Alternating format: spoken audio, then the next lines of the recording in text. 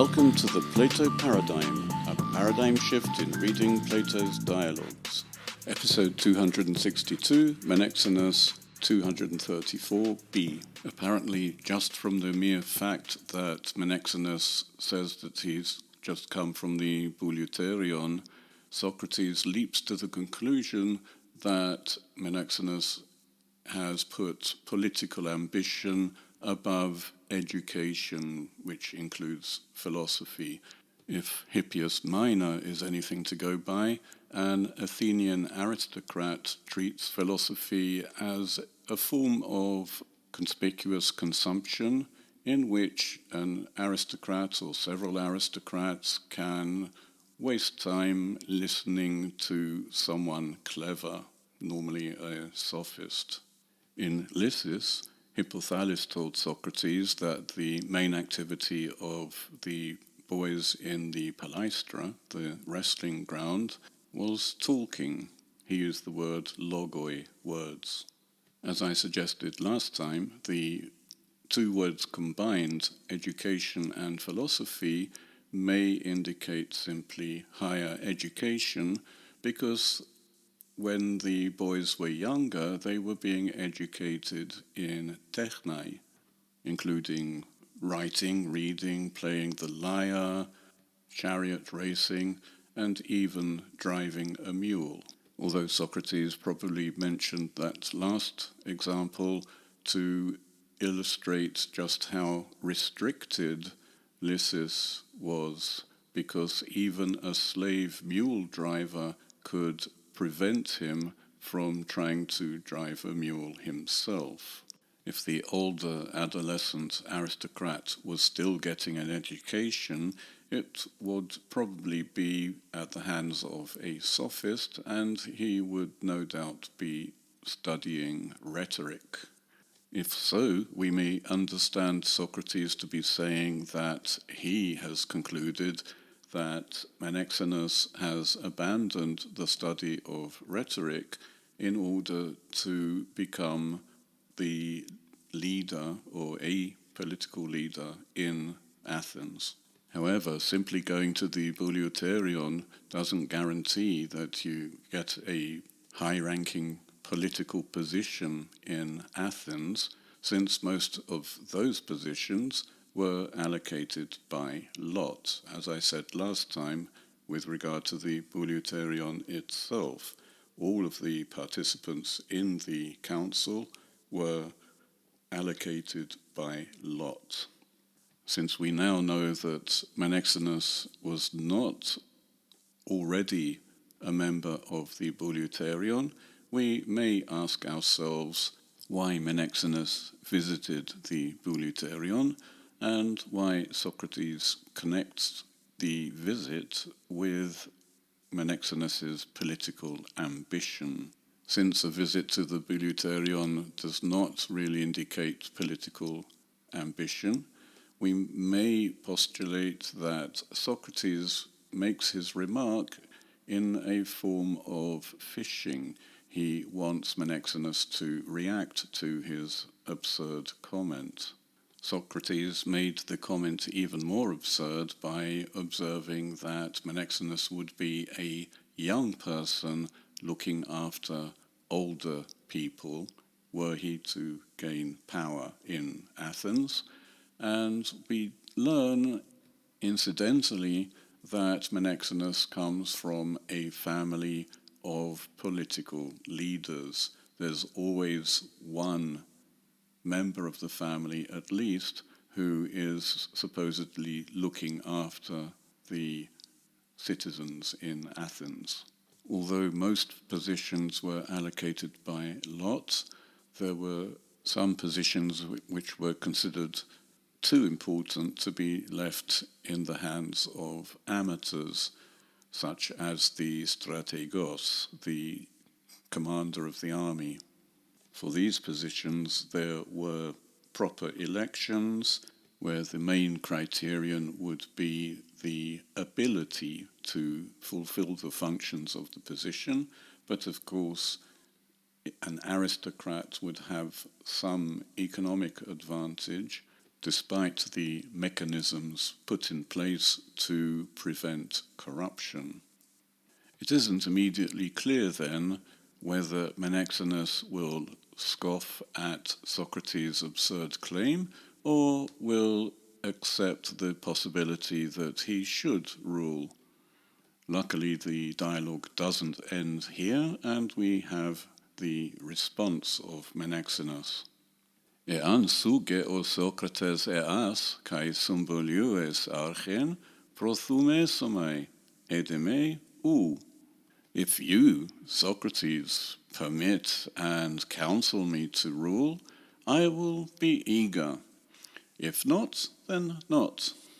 This is the response of a people pleaser. It doesn't sound very much like someone with political ambition. He allows for the possibility that Socrates would counsel him not to rule, and he would go along with that. So if Menexenus will do whatever he is counseled to do, why did he go to the bouleuterion?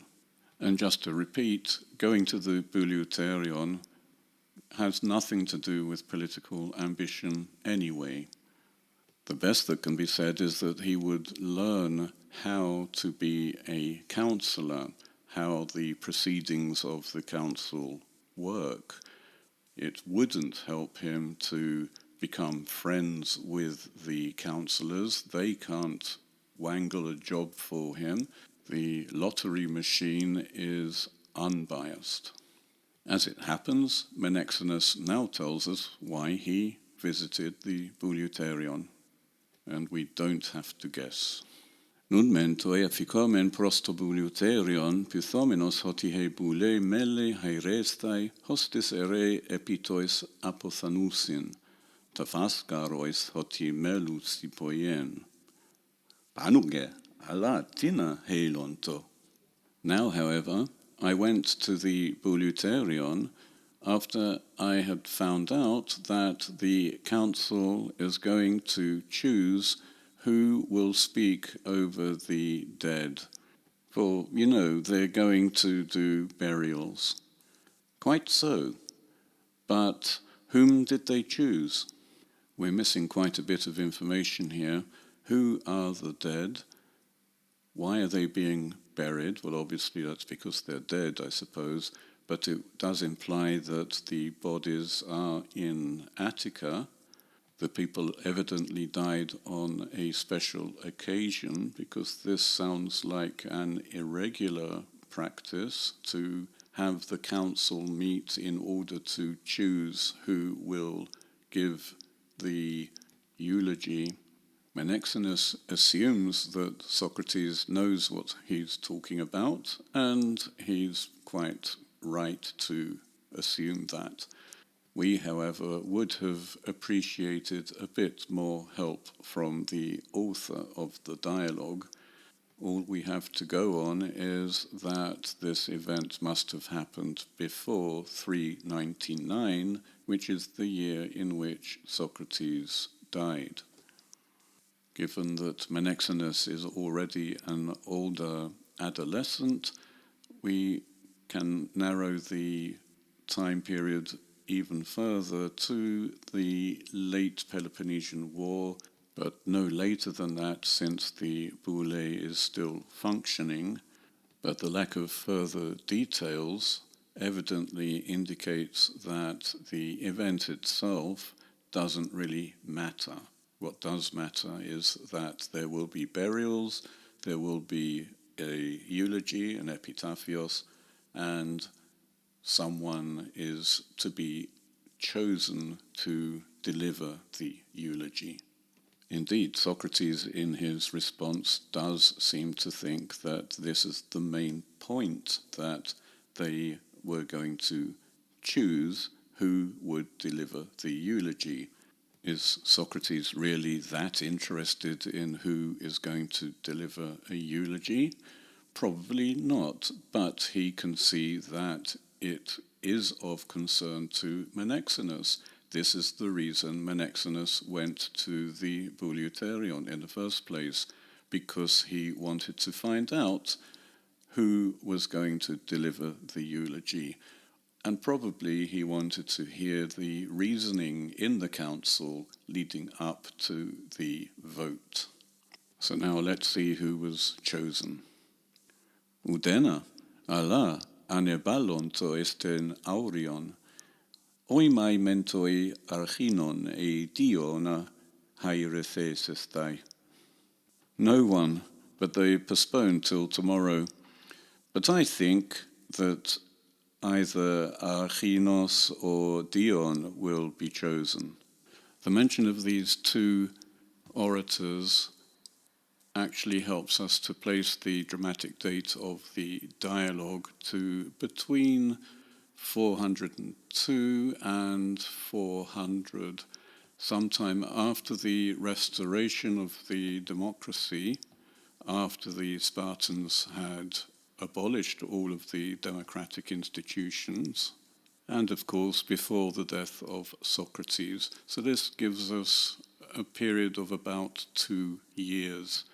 The boule was one of the democratic institutions which was restored, and it was already functioning normally by this time, if we assume that this time is about 401 or 400 BC.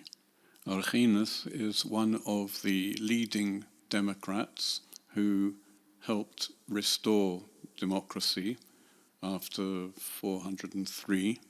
He was an influential politician and a great speaker. They probably go together.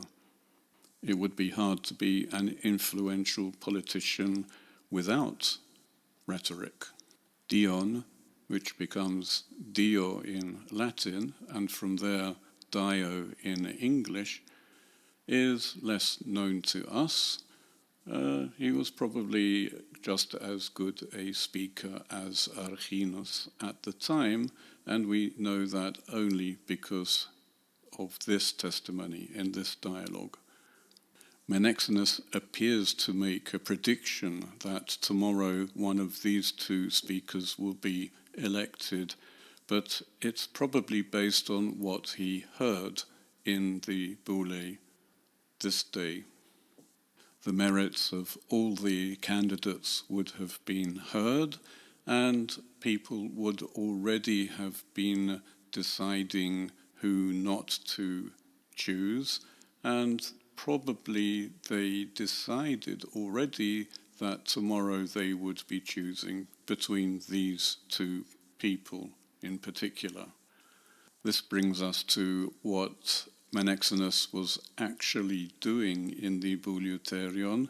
He was listening to the arguments or the speeches being put forward for each candidate. He was interested in the rhetoric.